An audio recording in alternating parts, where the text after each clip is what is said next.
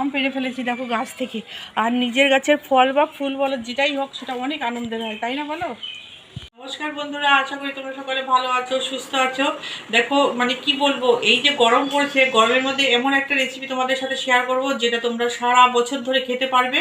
আর কি করে করব সেটা একটুখানি দেখে নাও, আর কিভাবে মানে করতে হবে প্রত্যেকটা জিনিস তোমরা দেখে নিও, তাহলে তোমরা সহজেই করতে পারবে। আর সামান্য উপকরণ দিয়ে করবো, তা বুঝতেই পারছো যে আমের একটা রেসিপি তোমাদের সাথে শেয়ার। তোমরা কতগুলো আম ছাড়িয়ে নিয়েছি, এখানে 1.5 কিলো আম আছে। তা এই আমটা এখানে একটু গ্রেট করে নেবো, এই দেখো একটু বড় বড় ফাঁকা, এটা দিয়ে করব। তা এই আমের সুন্দর একটা রেসিপি করব, আশা করছি তোমাদের সকলের খুব ভালো লাগবে। দেখতে থাকো পুরো রেসিপিটা। এখানে জলটা ফুটছে, আর এখানে আমি নুন দেব, স্বাদ মতো নুন দিয়ে দিলাম। আর দেবো একটুখানি হলুদ গুঁড়ো। এইবার দেখো যে আমটা দেখো গ্রেট করে আমার হাতটা পরিষ্কার করে নিয়েছি, এবার এখানে আমগুলো ছেড়ে দেব। ছেড়ে দিয়ে আমি সঙ্গে সঙ্গে গ্যাসটা বন্ধ করে দেব। এতে কি হবে যে আমের যে কষটা সেটা বেরিয়ে যাবে, আর আমটা এই যে আমের এত টক ভাবটা না সেটাও অনেকটা কেটে যাবে, মানে টকটা একদমই কমে যাবে। তা সেই জন্য এইভাবে গরম জলের মধ্যে আমি একটুখানি গ্যাসটা কিন্তু বন্ধ করে দিয়েছি। এবার একটুখানি এই যে নেড়ে নিলাম, নাড়ার পরে এবার আমি ছাঁকনিতে ছেঁকে নেব। দেখো হয়ে গেল, এবার ছাঁকনিতে ছেঁকে নেব। এইবার দেখো ছাঁকনির মধ্যে দিয়ে জলটা ঝরিয়ে নিয়েছি, আর এরকম করে চেপে চেপে যেটুকু জল আছে আমি বের করে নেব। দেখো এটাকে জলটা বেরিয়ে যাচ্ছে। তোমরা আমি স্নান টান করে চলে এসেছি, আর দেখো আম থেকে এখনও জল ঝরছে। তা যতটা পারি এরকম চেপে চেপে আমি জলটা বের করে নেব। আর নেব কোথায়, এই কড়াইটার মধ্যে যেখানে আমি আচারটা তৈরি করব সেই কড়াইটার মধ্যেই নিয়ে নেব। তাই এইভাবে চেপে চেপে নিচ্ছি। তা দেখো আমটা সব নিয়ে নিয়েছি, আর দেখো 1.5 কিলো আম দেখো কতটুকু হয়ে গেছে।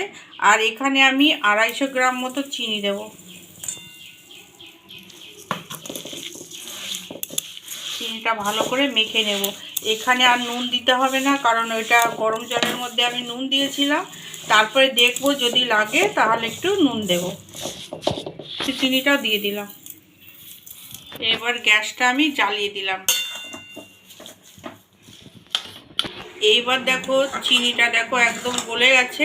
আর এটা এরকম হালকা হাতে আমি নাড়বো, বেশি একটা নাড়ানাড়ি করব না, এইটাকে একটু টানাতে হবে। এখানে 2 চামচ মতো ভিনিগার দিলাম। ভিনিগারটা এই জন্য দিলাম যে তোমরা সারা বছর এইরকম করে আমি যে রেসিপিটা করছি রেসিপিটা দেখে নাও, যদি তোমাদের ভালো লাগে তা সারা বছর ধরে তোমরা খেতে পারবে এরকম করে। এইখানে দেখো আচারের মশলা করে নিয়েছি। আসলে আমি যখন করি অনেকটা করে নিই যাতে আচার করতে সুবিধা হয়। তা এখানে আছে শুকনো লঙ্কা আছে, ধনে আছে, মৌরি আছে, মৌরিটা এখানে বেশি আছে, আর গোটা জিরে সামান্য আছে। এগুলো শুকনো খোলায় নেড়ে তারপরে এটা বেটে নিয়েছি। এখানে আমি সামান্য 1 চামচ মতো দিয়ে দিলাম মশলা। আর এই মশলাটা দিয়ে আমি অনেক আচার করতে পারবো। তা দেখো তোমরা আমার এটা হয়ে গেছে, একটু রস নেই। আর দেখো কড়াই থেকে ছেড়ে আসছে, তার মানে এটা রেডি হয়ে গেছে। এবার আমি এটা নামিয়ে নেব গ্যাসটা বন্ধ করে দিয়ে। এবার এই প্লেটটার মধ্যে নিয়ে নিলাম, একটু ঠান্ডা হলে তারপর।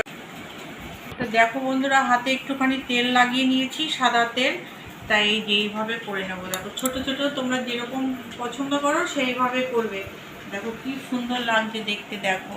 তা এবার আচার তোমরা সকলেই করি, এরকম আমের নাড়ু করে খাও না, দারুণ লাগবে। ছোট থেকে বড় সকলেই ভালোবাসবে, রাখতে পারবে। বাকিগুলো বানিয়ে নিচ্ছি।